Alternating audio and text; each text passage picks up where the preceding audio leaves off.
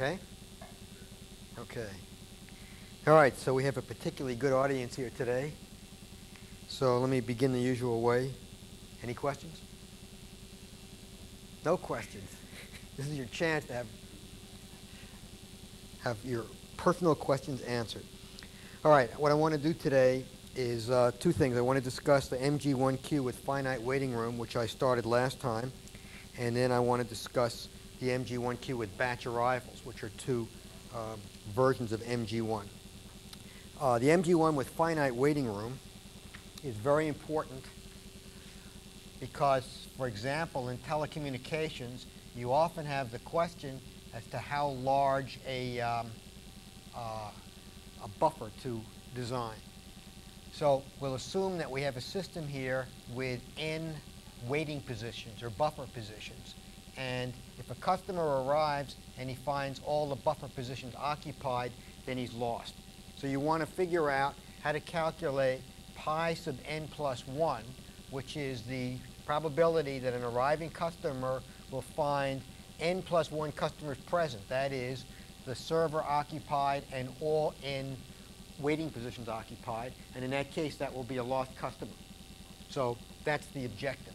And this is usually called MG1K, where K represents the capacity of the system. So in our notation, K is equal to n plus 1. OK, now to begin with, what we're going to do is look at the embedded Markov chain. Just as we did with ordinary MG1. And if we do that, we can write the equations. And these are equations 9.1 in the textbook. And they're simply a rewrite of the original equations. Let me write the original ones first. So I'll give myself some room here.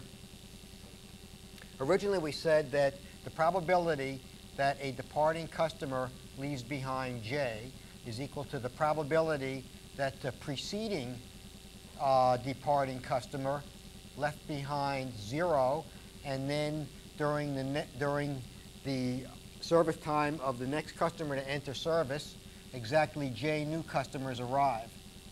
Or the preceding departing customer left behind I, and during his service time, the number of new arrivals was J minus I plus 1.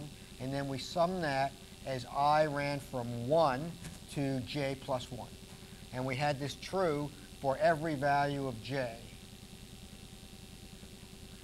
But now we know that we can't, we don't have states above state n plus 1 because you don't allow such states. So we're going to truncate these equations. Originally, we solved these equations by using generating functions, but that approach isn't going to work now because we have only a finite number of equations, so that introduces a boundary condition, so that makes life more difficult. But we can rewrite those equations. Basically, what you do when you rewrite these equations is you separate the last term, which is the one for pi star sub J plus 1, and then you have that in terms of all of the previous ones. And so the equations will look like this. If I write these out and then take the one with the highest index and put it on the left, the equations look like this. Pi star J plus 1 is equal to pi J star, that's this one, minus pj pi 0 star, that's this term here, minus the sum as I runs from 1 to j of pi I star p j minus I plus 1. That's this term here, except for the last term. And then divide by p0. That would be the thing that would multiply this one right here. So that's what I get. So what that does is it says, OK, now if you tell me pi 0 star, then I can calculate this for every value of j that I want recursively. So I can calculate it for j equals 0, 1, and so forth. So I can get pi 1 star in terms of pi 0 star. Then I can get pi 2 star, pi 3 star, and so forth. So then when I've calculated all of these probabilities, if I then I do that by assuming that pi 0 star is any number I want, like 1. And then I get a numerical value for each of these. Then I divide them all by their sum to normalize, and then I have that distribution. So what I'm going to do now is I'm going to assume that that distribution is known.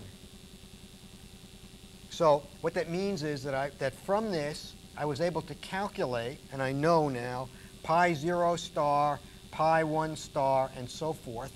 And those things are normalized and add up to 1. This is equation 9.2 in the text. Now note, this is the key here, key observation.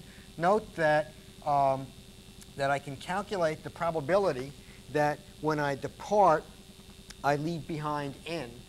But I can't calculate the probability that when I depart, I leave behind n plus 1. Because when a customer leaves, if he finishes his service, the maximum number of customers that he can leave behind him is the n customers that would fill the buffers. So therefore, I can calculate all of these probabilities, but what I want to calculate is pi sub n plus 1. So the question is, how do I get pi sub n plus 1 when, from the viewpoint of the arrival, when I have only pi sub n and all the others, the lower ones, from the viewpoint of the departures? Okay, so that's the question here. Now, the key insight is this. Let's draw a state diagram here, and looks sort of like this. Let's say that customers arrive, depart, and things move up one state at a time. So a typical state diagram might look like that. Now this here would be level n plus 1. And an arrival that occurs and finds a system in level n plus 1 would be a lost customer. We want to find the probability of that. But such a customer does not cause a transition in our diagram.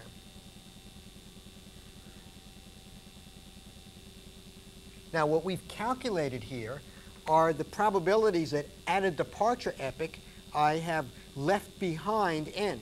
In other words, when I depart, I come down to level n. That is, I leave behind n. So what that means is that the relationship between these probabilities, I want to get a relationship between these probabilities and these probabilities. Let's see, okay.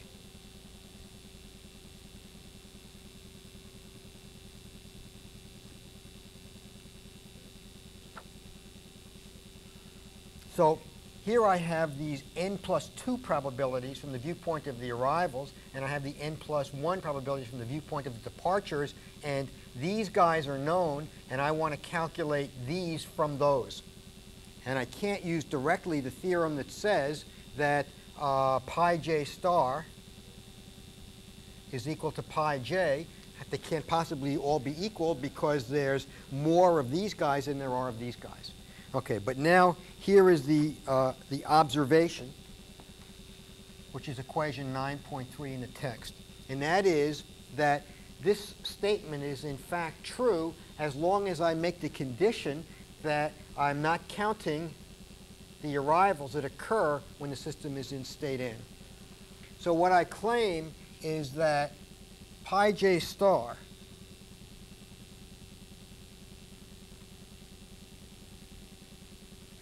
those probabilities can be viewed in, which are the departure probabilities, are actually the same as the arrival probabilities.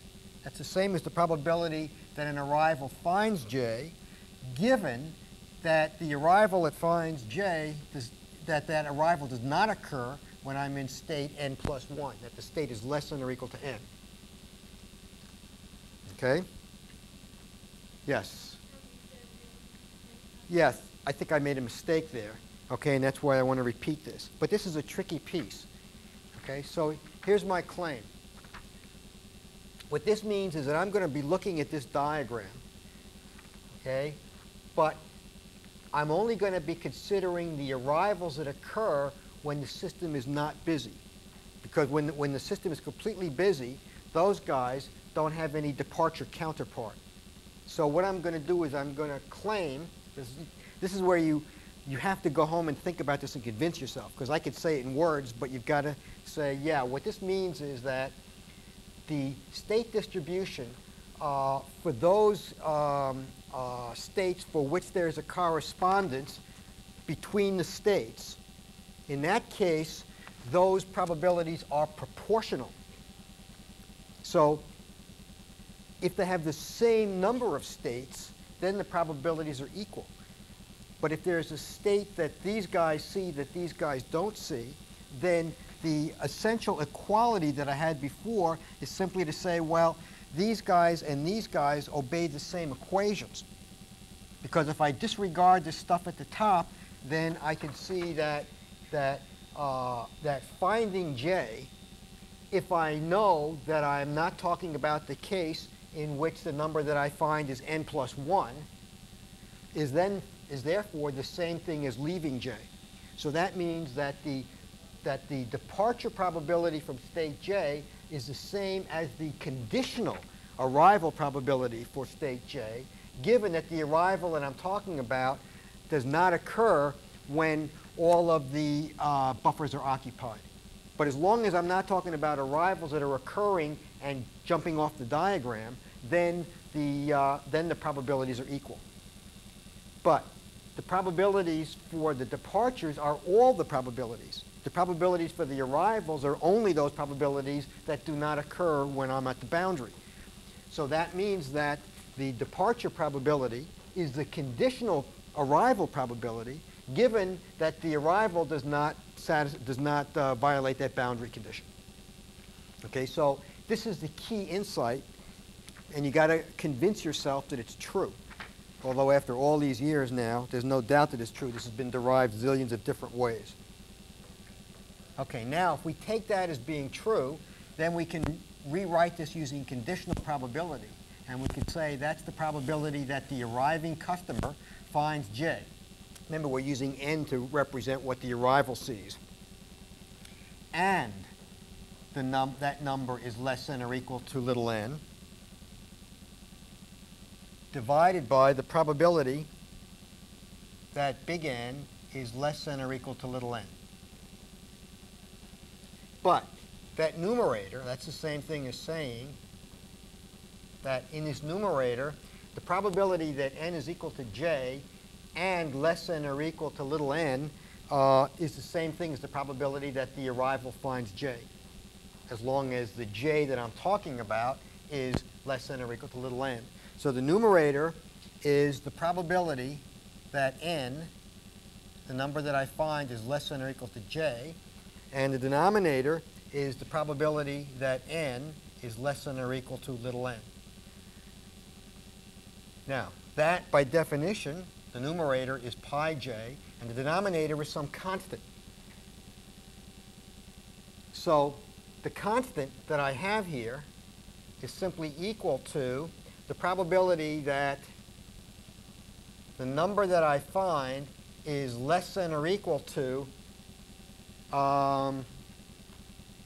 n, which is equal to 1 minus the probability that I find n plus 1. So in fact, this is a result that we're going to be using. Okay, so the probability that I'm looking for, which is the probability that when I arrive, I find all the buffers occupied, is 1 minus this constant.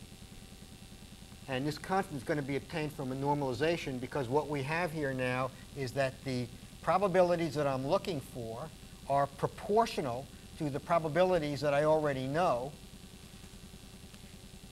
as long as j lies between 0 and n. So our objective now, this is equation 9.3.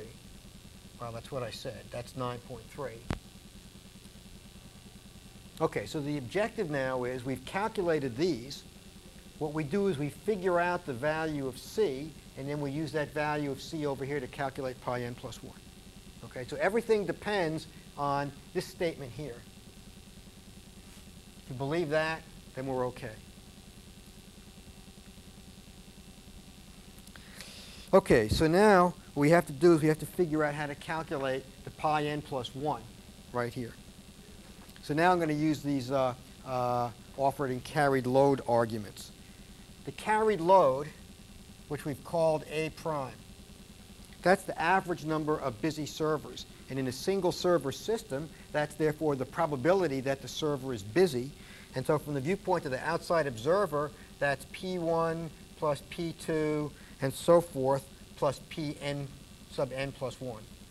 In other words, the carried load is equal to the probability that the server is in state 1, server is busy, which is the probability that the number present in the system is 1 or 2 or so forth up through n plus 1. And since the outside observer's probabilities must sum to 1, that's also 1 minus P0.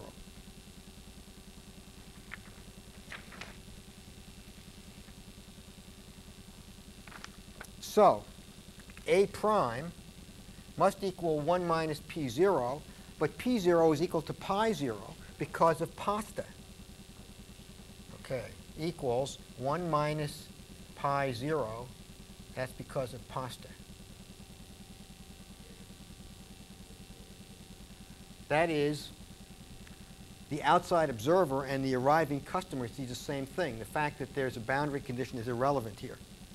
Okay, so we have one statement relating the load, carried load, to one of the probabilities. Now, I also know the following. I also could say that the carried load is equal to the amount of the offered load that's carried. The offered load is what I've called A, and the fraction of the offered load that's carried is the fraction that arrives and does not find the system in state n plus 1.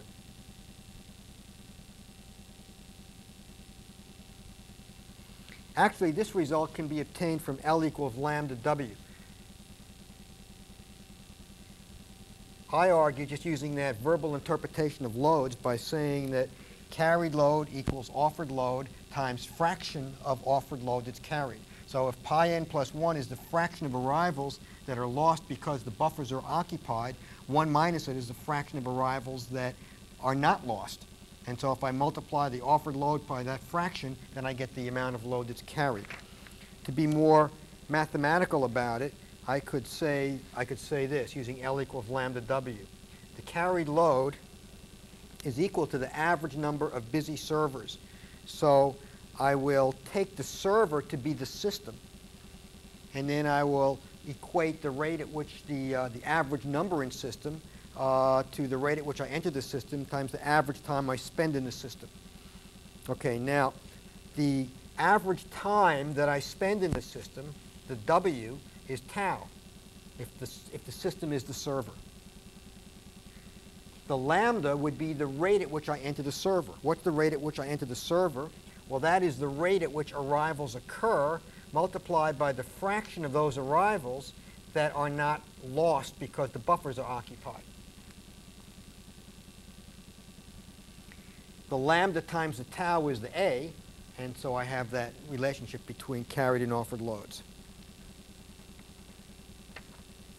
Okay, now the equation that I just wrote here, this is equation 9.7. And this equation right over here is 9.6. So now I just eliminate the A prime between the two, and I have a relationship between pi n plus 1 and pi 0. And that's this. This is equation 9.8. So 9.8, eliminating the A prime, tells me that pi sub n plus 1 is equal to A minus 1 minus pi 0 divided by A.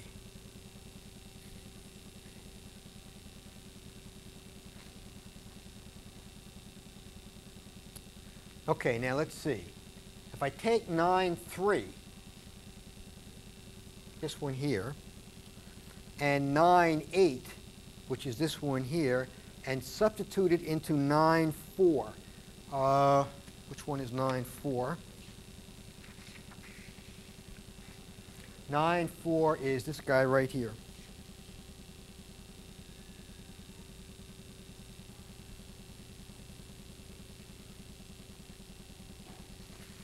Okay, so I'm taking,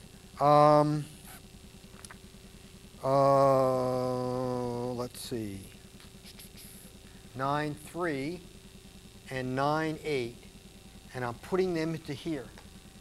So when I've done that, I've eliminated the pi sub n plus 1 because pi sub n plus 1 has been replaced by pi 0. And then each pi is replaced by the constant times that corresponding value with a star. So the result is that I can solve the resulting equation for C. Okay, so now I'll do that.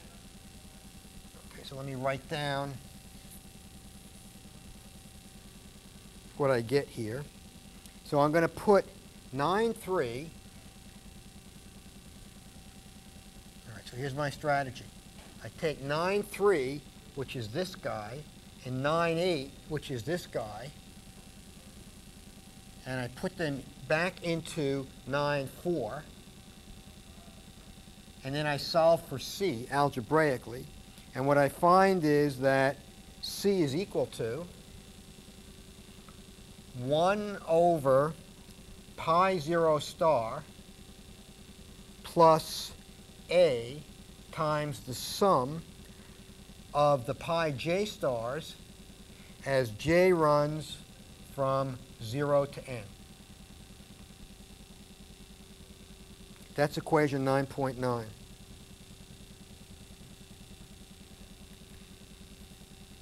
Okay, so now we know the C, but furthermore, by 9, 2, this sum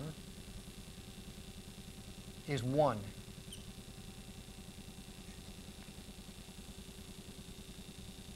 Okay, so what we now know is that C, the constant, is equal to 1 over pi 0 star plus A.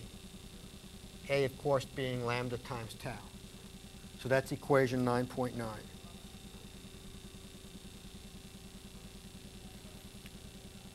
Now we also know that C is equal to 1 minus pi sub n plus 1. That's the statement right over here. Okay, so that's equation 9.10. So now I can eliminate C between 9.1 and 9.10, and the result that I get, knowing C, is that pi j, which was equal to a constant times pi j star. Now we know what the constant is. The constant is that.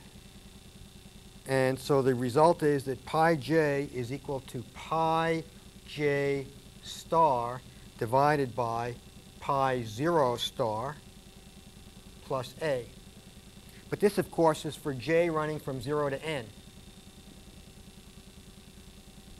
Okay, so I'm running out of space here, so let me rewrite this so it's neater.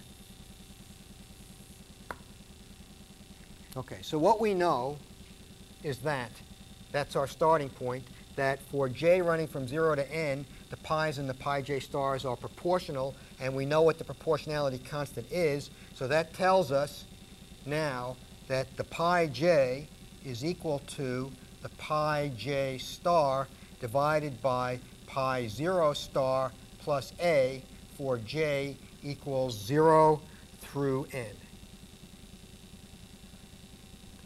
And these things, the pi stars, have been calculated by that recursion. So we now have numerical values for all of the pi's. Then we use the fact that the pi sub n plus 1 is 1 minus c. We know what the c is, so we can state explicitly then that pi sub n plus 1 is equal to 1 minus 1 over pi 0 star plus A. Okay, the conclusion is that there's our distribution from the viewpoint of the arrivals. That's the loss probability. And we're finished.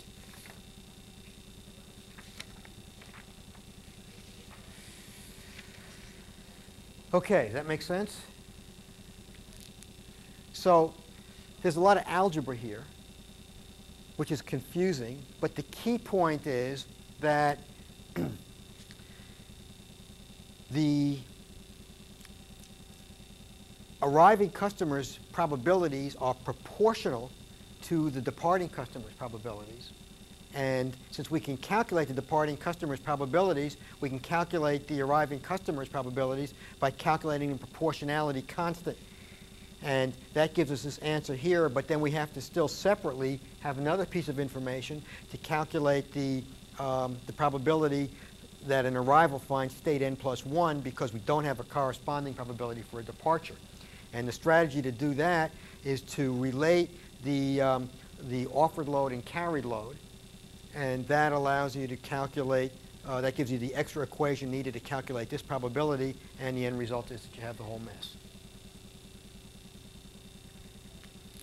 Okay, so this is an important practical problem, and it's kind of tricky. But I don't think there's any doubt that this statement here, this statement is correct. Let's say this has been argued by obtained by other methods now. In fact, I should mention, I think I did mention, that a paper on this subject was written by myself and Shun-Chen Nu a few years ago, appeared in Mathematics of Operations Research. And we did this in great detail, and these results, of course, dropped out.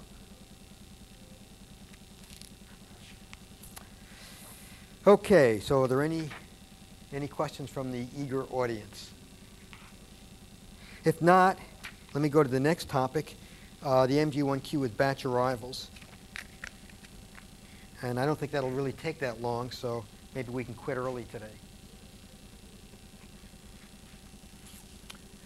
Okay, so it's interesting to note that this is a variant of MG1 that's important in telecommunications, because when you design telecommunication systems, often you have single servers, and you want to decide how many buffers to put in. Now here's another example of a problem that's of interest in telecommunications.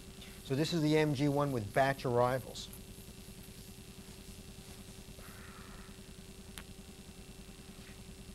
MG1 with batch arrivals.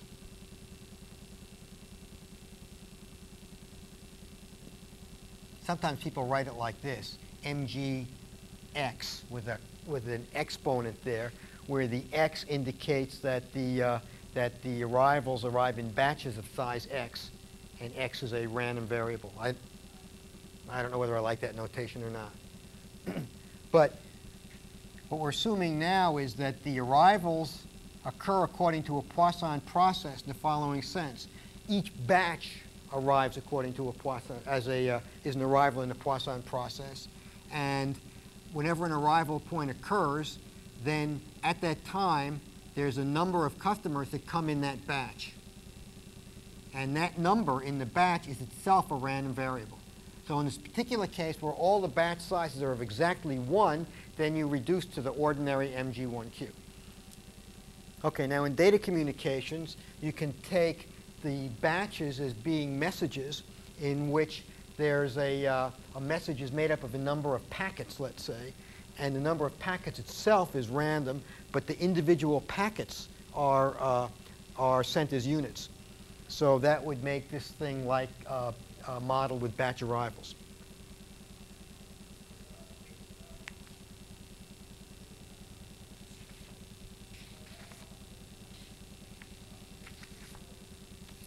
Okay, now in this variant, what I'm going to do first is I'm going to calculate the expected value of the waiting times, and then after that, if we have time, which I think we will, I'll try and calculate the whole distribution of waiting times.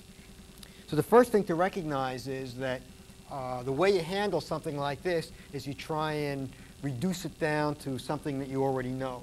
So from the viewpoint of the batches are just like ordinary customers in MG1, but the service time of a customer, if a customer is a batch, is the sum of the service times of the members of the batch. So first I'm going to calculate the waiting time for a customer by first calculating the waiting time of the batch, that is until the first customer in the batch starts service, and treating each batch as if it were a single customer. And then calculating or adding to that the waiting time of the customer within the batch from the instant that his batch begins service until he gets to served. So in other words, the waiting time for a customer here is the sum of two waiting times. The first one being the waiting time from the arrival of his batch until the start of service of the first customer in his batch. And the second one being the additional time he waits once his batch starts until he gets into service. So he, in effect, is on a queue within his batch, and this is the length of time it takes him to move to the head of that batch queue. Okay, so this is the waiting time of the batch until the first customer in the batch begins service, and this is the waiting time of the customer within the batch.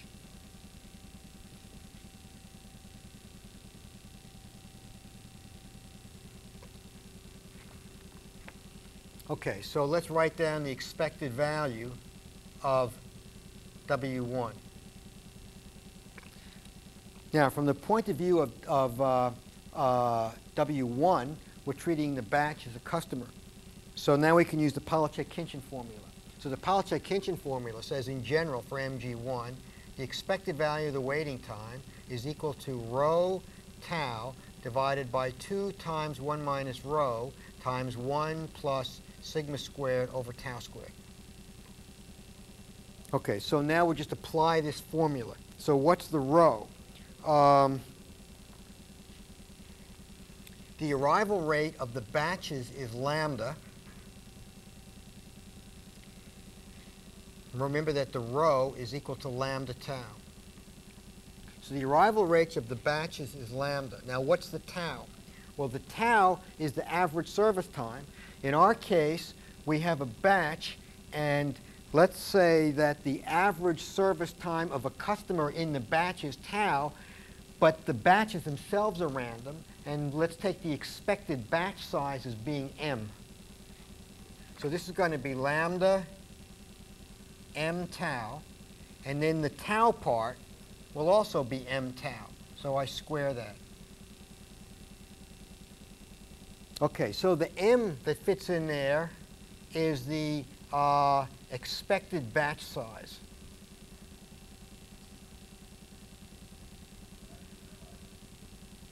The average size of a batch.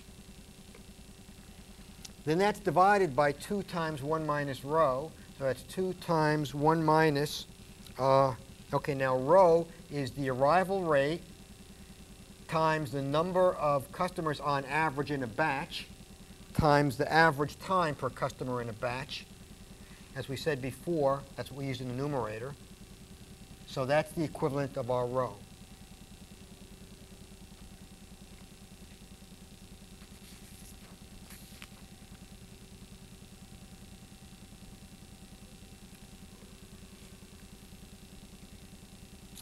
Okay, now comes the more interesting part. And what I'm actually writing down here is equation 10.3. I should have used that notation here, but what I did originally was I just wrote it down directly. Okay, now the way I want to look at this is I want to say that the batch size, maybe I should call that B, the batch size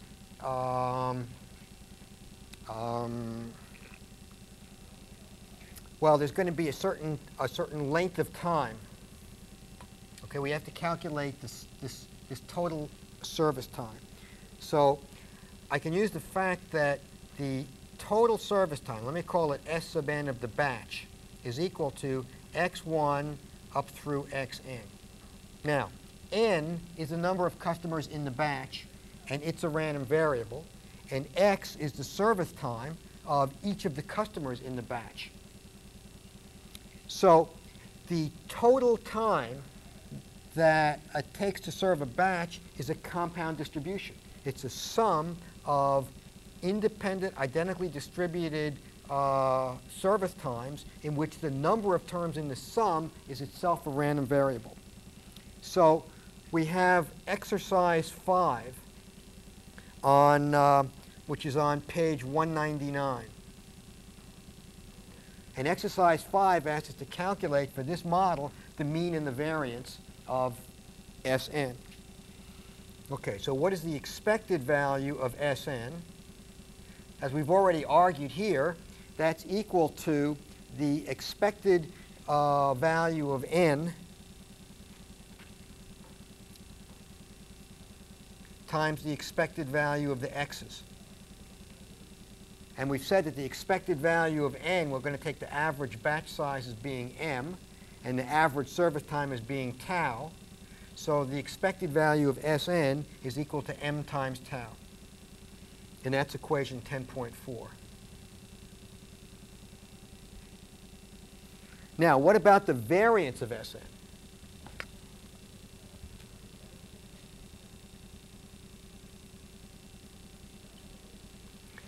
The variance of Sn contains a term that has to do with the variance of n. And the variance of Sn, of course, turns out to be the expected value of n, which is the expected number of terms in the sum, times the variance of the individual terms, plus the variance of the number of terms times the square of the expected value of the individual term. Okay, so we derived this. This was one of the examples that we did when we calculated the expected value and the variance of a compound sum.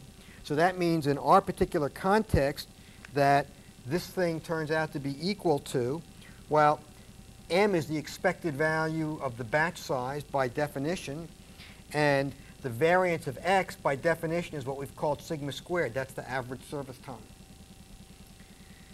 Over here, the expected value of x squared is tau squared, and the variance of n is the variance of the batch size, which we haven't used, but now we have to assign it something. So I'm going to call that sigma squared with a caret on the top. So now we're describing the batch size by its expected value, which is m, and by its variance, which is sigma hat squared. Okay, if I now plug those things, well, let's see. Let's go back over to here.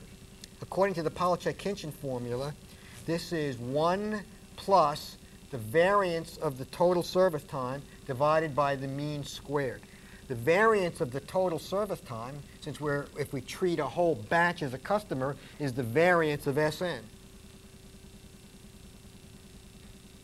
And the mean square is the expected value of the square of Sn, the expected value squared of Sn.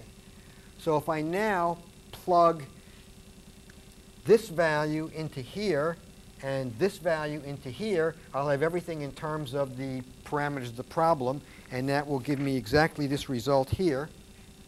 The expected value of W1 is equal to lambda m squared tau squared over 2, 1 minus lambda m tau times 1 plus m sigma squared plus tau squared sigma tilde, or hat squared, divided by m squared tau squared.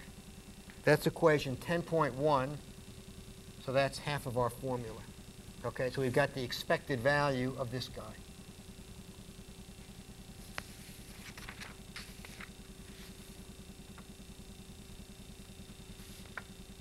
Okay, so what I should have written is that this piece right here is in fact lambda times the expected value of Sn.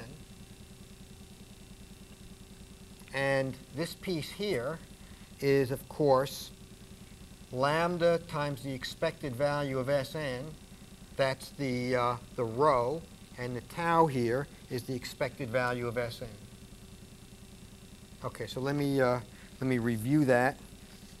Okay, so what we're saying is this. Let me start from the beginning here and make a quick review.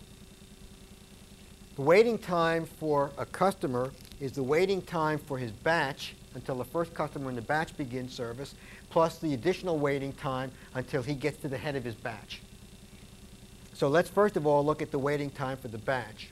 So I'm going to consider the batch as being a single customer, and then I'm going to use the Pollaczek-Kinchin formula. Now, if it's a single customer, then the service time of that customer is the sum of the service times of the customers in the batch. So we assume that the batch consists of n customers, where n is a random variable, and so the sum of the service times is the sum of these capital N x's. So this is a compound sum. Then I apply the Pollaczek-Kinchin formula, taking the tau that's in that formula to be the average time required, average work, or the sum of the service times in the batch, and I take the sigma squared to be the variance of that total service time. So that means I have to take the expected value and the variance of this, and this is done in exercise 5, page 199, which we did, and these are the formulas. There's the formula for the expected value of the sum, and there's the formula for the variance of the sum. And the formula for the variance of the sum has a term in it which is the variance of the number in the batch, and so I have to give that a symbol, so I'll call that sigma squared with a little caret on it. Then I take those values and I plug them back into the Pollaczek-Kinchin formula, and this is what I get. So this gives me the expected value of the waiting time of the batch in terms of m, which is the average batch size, tau, which is the average service time of a customer in a batch, sigma squared, which is the variance of the service time of a customer in a batch, and sigma caret squared, which is the variance of the number in the batch. Okay, so we've got the expected value of W1, and so now we can start work on the expected value of W2.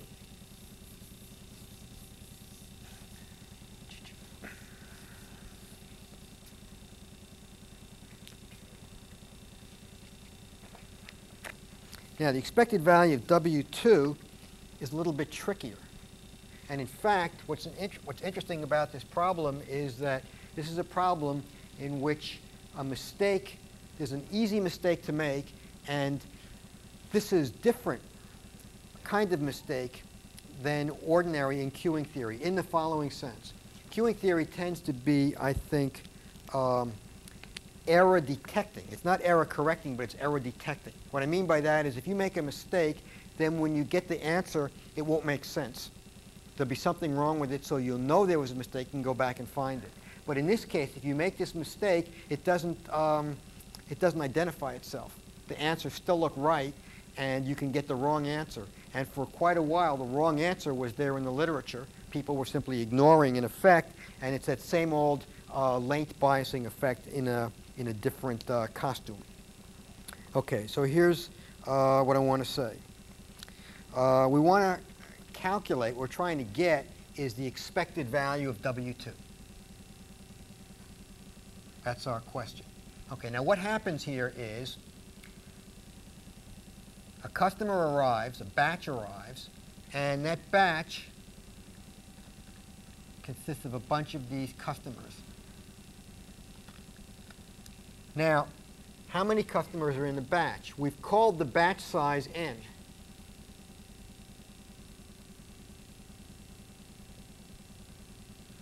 But if we're taking the viewpoint of a particular customer, then how many customers are in the batch of the particular customer? In other words, the way we're going to do it is we're going to say, okay, we're calculating the average waiting time, so we imagine that we're riding on the back of a customer, a test customer. Now, that test customer arrives in a batch, and if we pick an arbitrary batch, we know how long that batch waits. And the length of time it takes for that batch to wait is independent of the batch size. But once the batch gets to be served, then the length of time it takes for the particular customer to get served does depend on his batch size. Because the bigger his batch is, well, in general, on average, the longer he's going to have to wait. So the question is, if we take an arbitrary customer, how big is his batch size? Okay, now, that really says, what's the distribution of the size of a batch given that a customer belongs or is a member of that batch? That size is not the same as the size of a batch in the following sense. Okay, let me define n prime as the batch size that contains a test customer.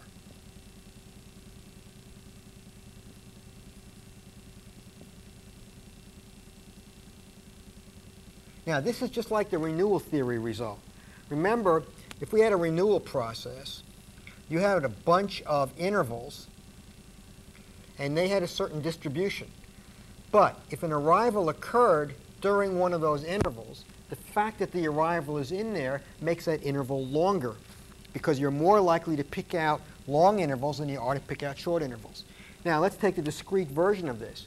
If we have a bunch of batches which have some arbitrary distribution, then if you know that a particular batch has been picked out by a customer, it's going to be a larger batch than otherwise would be, because all things being equal, a customer is more likely to be in a big batch than he is to be in a small batch. Okay, now, in the case of renewal theory where these intervals were continuous, what we said was this. Suppose that g of x is the distribution function of the length of an arbitrary interval. And suppose that, to use the same notation, suppose that g prime of x, I'll put a caret, let's see. I don't know what I used before. I'm not sure I like to put a little prime there. All right, let me put a, I'll put the prime there, but that doesn't mean differentiation. Okay, now g prime of x is the distribution function of the interval that contains, I think I used a tilde, except that a tilde was the forward recurrence time. So I'll use a, how's that? Okay. This is the distribution function of the interval that contains the customer, and this is the distribution function of an arbitrary interval. And then we argued the following. We said, suppose I want to calculate the probability that the interval that contains a customer has length x.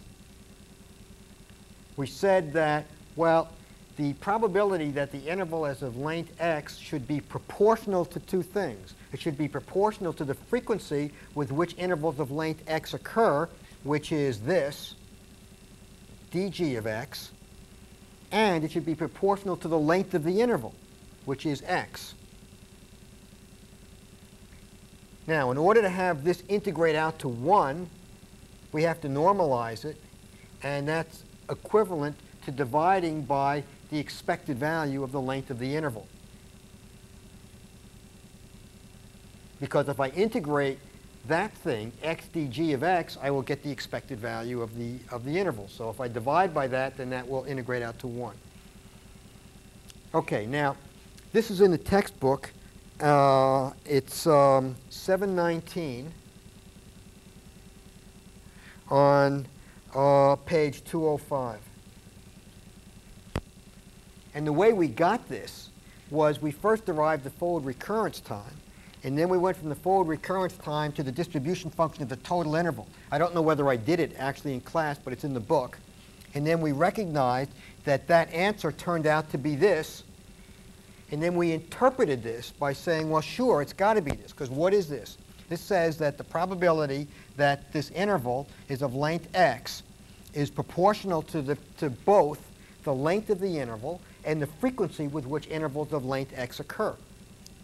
And then in order to find out what the proportionality constant is, everything must integrate out to 1, which means that the proportionality constant must be 1 over the expected value. Okay, so now I want to make the same argument, except that now instead of an interval being discrete, continuous, the interval is consists of a discrete number of customers.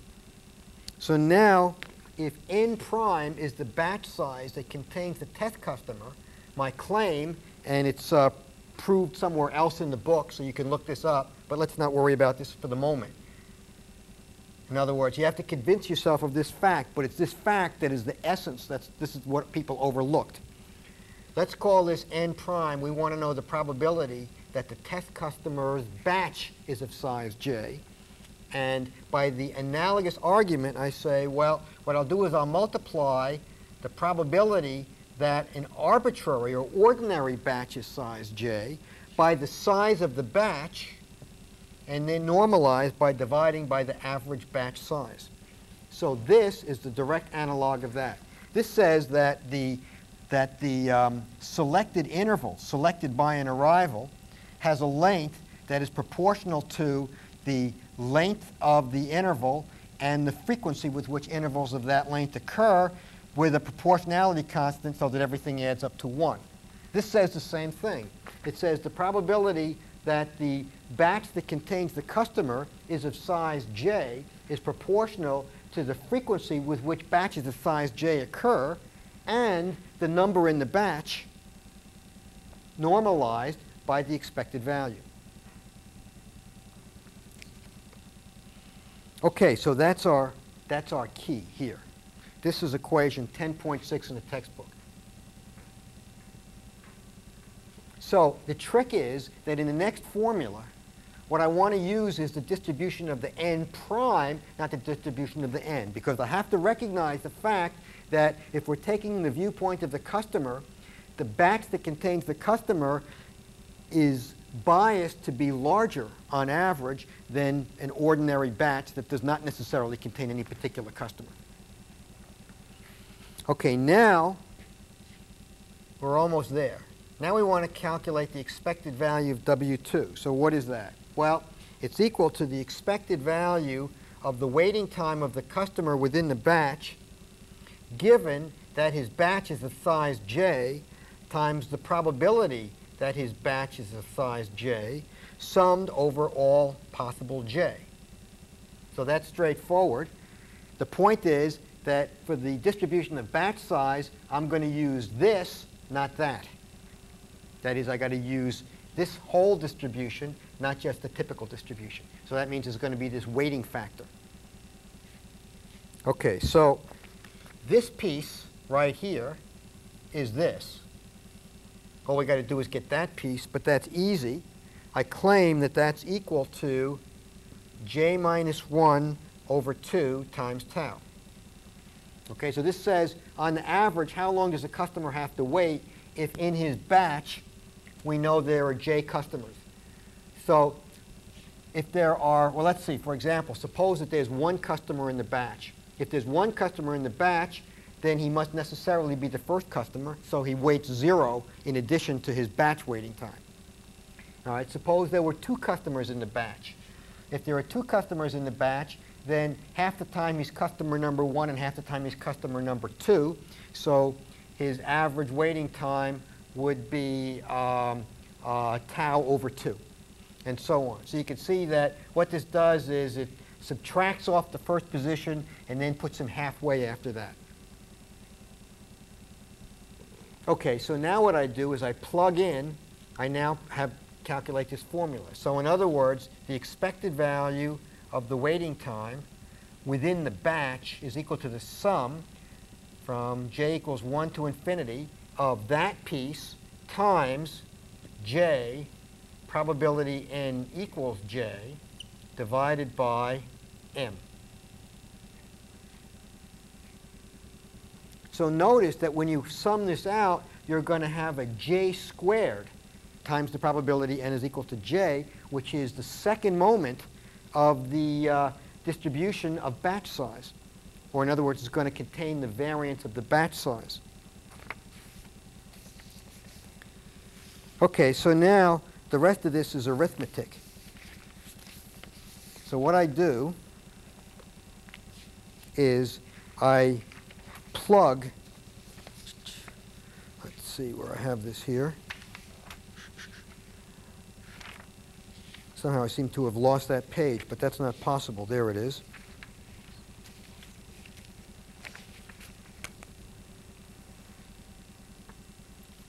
Okay, so now what I do is I take this thing here, and I just sum that out, and the answer turns out to be the following. It turns out to be equal to m minus 1 times tau divided by 2 plus sigma caret squared tau over 2m.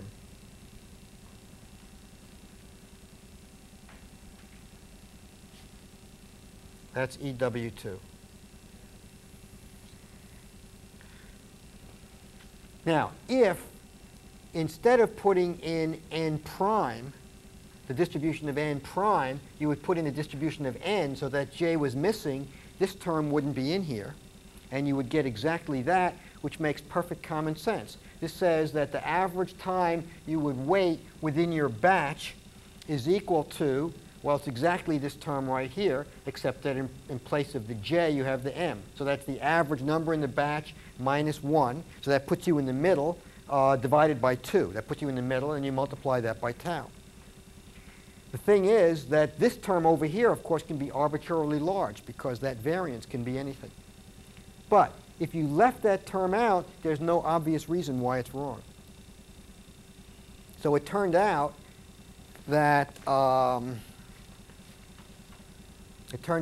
lot of people had actually made this mistake, and this is that same mistake that occurs over and over again in queuing theory, which is somehow ignoring the effect of the bias caused by the fact that an arrival is said to have occurred during the interval, or a customer is said to have actually been a member of a particular batch. This anomaly was actually discovered by Burke. I believe the paper that he wrote was in '75. I'll look that up in a moment. Let's see. Okay, does it say Burke's name in here? Yes. It says the model is worthy of our attention here, not only because it is an interesting variant of the ordinary MG1 model, but also because, as pointed out by Burke in 1975, and the reference is given in a textbook, several treatments of this model that appear in the literature give incorrect expressions for this part right here, for EW2. And what they do is they leave out that piece. Okay, so that's kind of interesting. Okay, are there any questions about that? Scary, right? That's what I'm saying. If you understand it, that's scary. Okay, so now the question is, let's take a look at the homework problem, problem number 24, and I'll start by doing that one. At least I'll start it. We've got about 17 minutes left. Okay. So before I do that, as preparation for that, let's go back over here and look at this SN stuff. Okay, so let me erase this. Now here what I calculated is I calculated the average waiting time. Now what I want to calculate from the problem is the distribution of waiting times.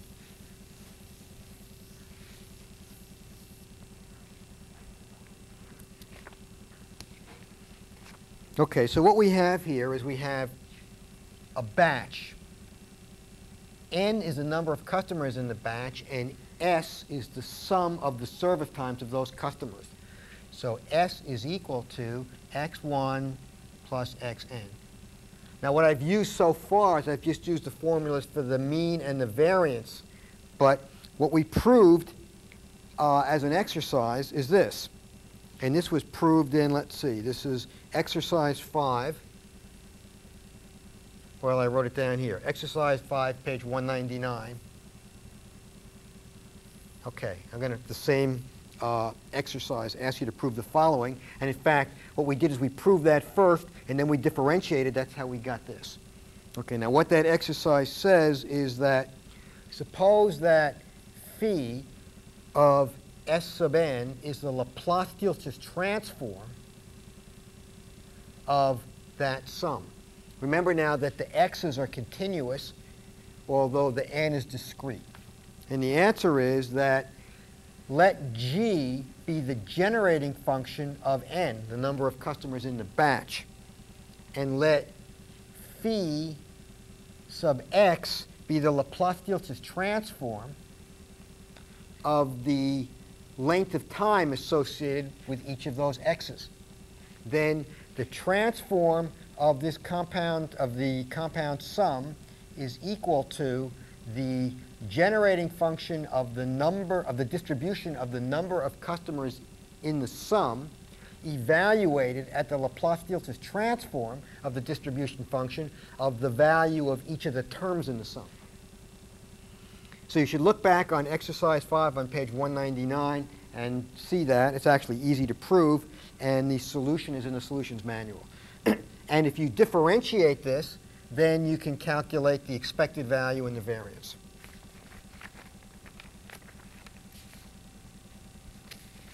Okay, so now the question is, the homework problem says, derive the Laplace-Dirichlet transform, which I'll call omega hat of s, of the waiting time of a customer in the MG1 queue with batch arrivals. And the answer, let me write it down first, and the question says, prove that this is true. And this is exercise 24 on page 243. So again, you have the solution in the solutions manual. Okay, the answer turns out to be equal to s times 1 minus lambda m tau divided by s minus lambda times 1 minus g of eta of s times 1 minus g of eta of s divided by m times m times 1 minus eta of s. Okay, so this is what you want to prove. That's the Laplace-Dirichlet transform of the distribution function of waiting times. Okay, now, in this formula, g is the generating function of n. So they should, that's the, generates the number of arrivals in the batch. And eta is the generating function of the service time of a customer within the batch. Okay, so now let's use the same strategy that we used before, except that now we're going to talk about the full distributions, or at least their transforms, as opposed to just the expected values. Okay, so as before, the waiting time of the customer is the waiting time of his batch plus the waiting time within his batch. We've already argued that, or it should be true, let's argue right now, that these are independent. That is, the length of time it takes until his batch begins service is not related to the size of the batch, which determines how long he waits within his batch. So that means that if W1 and W2 are independent, the transform of W1 is the product of the transform of W is the product of the transform of W1 times the transform of W2. So let's call that omega 1 of s times omega 2 of s. Okay, now omega 1 of s is easy by the same argument we made before, because that's just the waiting time of the batch, and what we do there is we simply consider the batch to be a customer. And we take the service time of the batch to be the sum of the service times of all the customers, so we apply the Polacek-Khinchin formula. So omega 1 is easy. So what we're going to get is the Polacek-Khinchin formula, which is what? Okay, the ordinary Polacek-Khinchin formula says that omega of s is equal to s times 1 minus rho divided by s minus lambda times 1 minus eta of s. That's the ordinary Polacek-Khinchin formula. So now we just want to adapt that to the case of in which the batch is the customer. So what I have is, I have my S. My 1 minus rho is 1 minus lambda times the average time of the batch, which is m times tau. Okay, we already argued this part. Then that's divided by S minus lambda times 1 minus.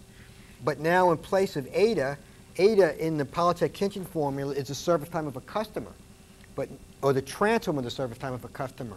But now we want to get the transform of the sum of the service times of the customers in the batch. And so by our previous problem right here, we know that that's actually given by the generating function of the number in the batch, which we've called n.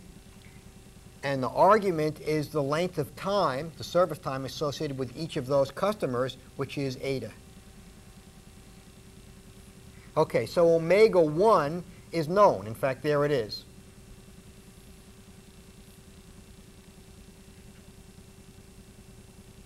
Okay, so the trick then is to get the Laplace-Dieltrich transform of the distribution function of the waiting time for the customer within his batch. Just like it was a trick before, except before we were only operating at the level of mean values. Okay, so you buy everything so far?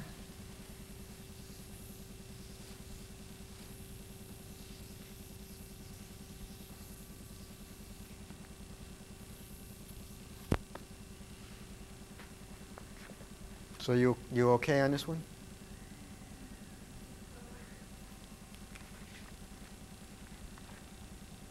Okay, let me repeat that to get the strategy. The waiting time of the customer is equal to the length of time that it takes until his batch begins service, plus the length of time it takes from then until he begins service. He's someplace in his batch. And we're going to treat the arrival of the batches as if they were customers. And we're going to say that since these are independent, the transform of his waiting time is the product of the transforms of each piece. Okay, so there were the two pieces. Now, the first piece represents how long it takes until his batch gets served. So if we're going to treat the batch as a customer whose service time is the sum of the service times of the customers in the batch, then we just apply the Polychek-Kinchin formula, except that we now have to adjust the values of rho and eta. Okay, the rho is simply the arrival rate times the average service time for the batch. The average service time for the batch is the average number in the batch, which we've called m, the expected value, times the average time per customer in the batch. So lambda is the arrival rate, and m tau is the service time for the batch. The denominator, we have to get the transform of the total service time. Now, the total service time is the sum of the service times of the customers in the batch. By our previous homework problem for a compound distribution, we find that the Laplace-Dieltrich transform of the distribution function of the sum of n continuous random variables is equal to the generating function of the number in the sum times the evaluated at the transform of the length or value of each of the components of the sum. So treating the service time of the batch as the sum of the service times of the customers in the batch, that means that the n here has its generating function g, the number of customers in the batch, and the phi is the transform of the individual service times, which we've called eta. So that's easy. We just apply the ordinary Polychek-Kinchin formula. Okay, now we got to get the omega 2.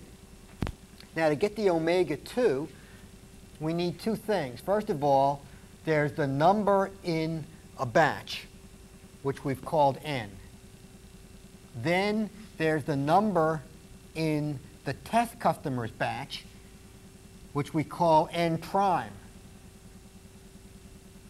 That has that bias, And the bias was what caused all the trouble in the first part. And that's the part that people overlooked prior to 1975, even experts. So it's a subtle point. And then what we're going to need here is what I'll call n double prime, which is the number of customers that precede the test customer in his batch. Because the length of time that he waits is the sum of the service times of all the customers in front of him in his batch. Okay, now first let me calculate the probability that the number of customers in front of him in his batch is equal to k. Well, that depends on the batch size. If the batch size is k plus 1, okay, let's see. First of all, here's the probability that the batch size that he belongs to is exactly equal to k plus 1. And if it's exactly equal to k plus 1, then what's the probability that there are exactly k of them in front of him? That would mean that he is the last guy on the batch. And so the probability of that would be 1 over k plus 1.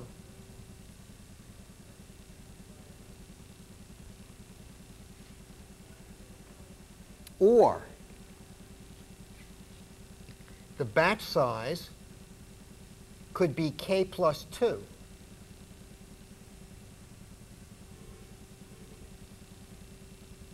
And in that case, he would be the next to the last customer in the batch. And the probability of that would be 1 over k plus 2. The point is that the probability that he is in any particular position in the batch is 1 over the batch size. Okay? And the batch could be, it could have k plus 3 customers, in which case the probability that he is that he has k in front of him would be 1 over k plus 3, and so on.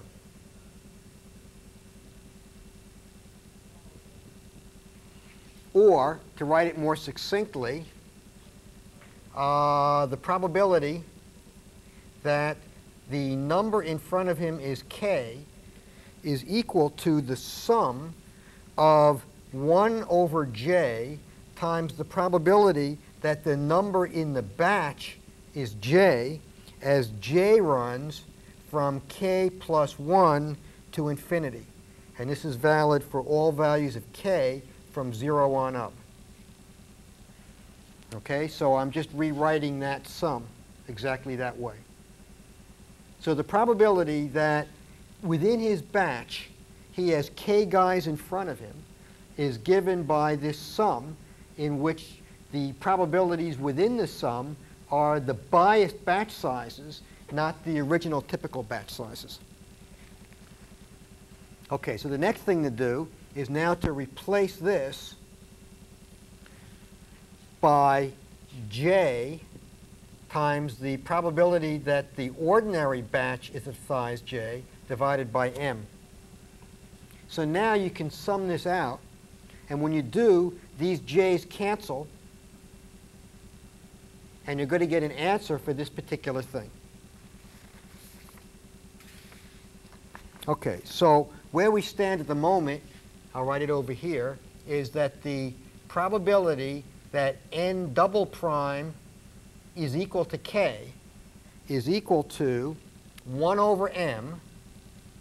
Okay, now it's this 1 over m right here. The j's have canceled, and so I have inside the summation, I have the sum of the probability that n is equal to j. Now I've reduced it to a statement about the ordinary batch size as j runs, that's the same j here, from k plus 1 to infinity. So let me erase this stuff so it doesn't interfere.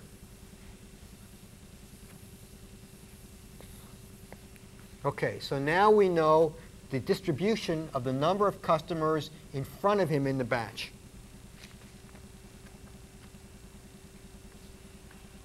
Now, let me calculate h of z, which is the generating function of this distribution.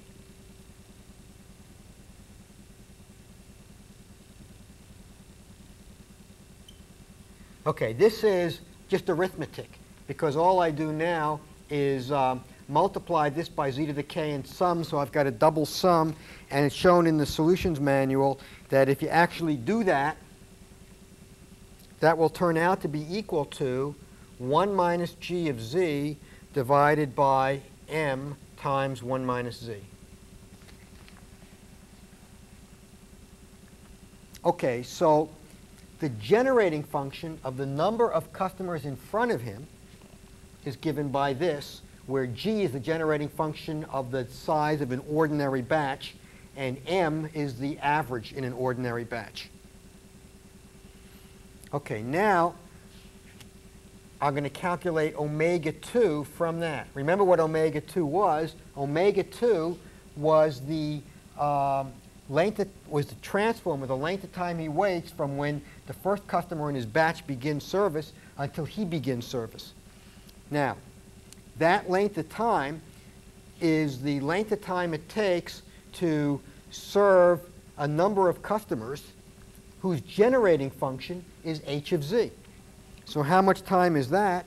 Well, according to exercise 5, that's the generating function of the number, which is h, evaluated at the Laplace-Dirichlet transform of the time associated with each of those in that sum, which is eta.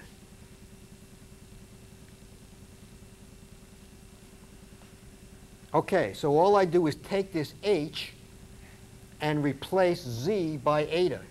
So that z becomes eta, and this z becomes eta, and that's my answer for omega 2. Okay, so I know omega 1, I know omega 2.